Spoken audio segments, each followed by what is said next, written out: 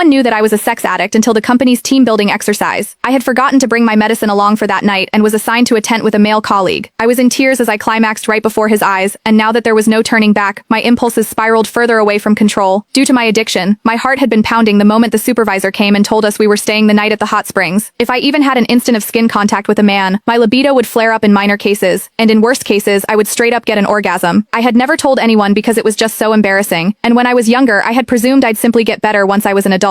That was until I realized the symptoms were getting even more out of control, and there was that one time I almost moaned out loud in public. Fighting back the embarrassment that almost killed me, I went to the doctor and got some medicine. However, I had forgotten to bring my medicine, as this team-building exercise was organized out of the blue, and very far from my home. Even as I fought against the fear eating me inside, warning myself to restrain myself and stay well behind, our supervisor suddenly announced, "Sorry guys, all the rooms have been booked, but we have tents. There aren't many, so we're just going to have to make do. Ruth, you're going to Dean's tent." And that was how we got to the situation right now. Me, a sex addict with no meds within reach, following the burly man into the tent. I did my best to keep to a corner in the tent, biting my lip and closing my eyes while telling myself to fall asleep as soon as I could before the last dosage lost effect. But that was when Dean came to me. "What's wrong?" he asked. I could feel his body warmth from my back, and my skin was already crawling. "Nothing. I'm fine. Please, just stay away from me." But even as the stimulation extended from my skin to the rest of my body, I knew the pain was coming. I checked my phone and only saw that it was midnight, 6 hours since I had last taken my pills. It was losing effect soon. Soon my whole body was shuddering, while there was a warm stream gushing out between my legs. I kept my head buried between my legs and did my best not to look at Dean. People would mock me for being a skank if they noticed my condition, and I couldn't bear to stay in the company at that point. Meanwhile, Miles Hendricks, the other colleague in the tent, was already snoring out loud. I kept clenching my knuckles, my own nails digging into my palm. The pain calmed me somewhat, and I told Dean, "Sorry, I'm not distancing myself. I'm just not feeling well." Never could I have expected Dean to move toward me without another word, reaching out with his large warm palm and pressing it over my forehead. Even as he held his palm steady, I found myself staring at his chest and nothing else. I could also see that distinct collarbone and chiseled chest under his shirt. I seemed to tighten at the very next second, and orgasmed amid my embarrassment, and the ensuing moan could barely be stifled. Worst of all, I was trembling even worse after I orgasmed, and Dean could clearly feel me shaking. "That's strange. Why are you so flushed? You don't even have a fever," he murmured, not giving up feeling my forehead and cheeks just then. I trembled even more and turned my face away, but it was the back of the tent right behind me. Having nowhere else to go, I clenched my jaw so I wouldn't moan again, even as I decided I couldn't stay in this sealed room when all I could smell was Dean. He wasn't a smoker, so his faint soapy and hormonal scent was especially recognizable. I could feel all the pores around my opening, as the orgasm left me painfully sensitive to everything. In the heat of the moment, I pushed Dean away and sent him stumbling backward, while I scrambled to crawl out of my tent, not caring that my skirt was short, exposing my wet panties right in front of his eyes. He promptly turned away to stop himself from staring, but he was no brat either. Seemingly struck with a thought, he followed me, even as I lost control over my body. The fire in my loins was ablaze, and I had never felt libido this violent.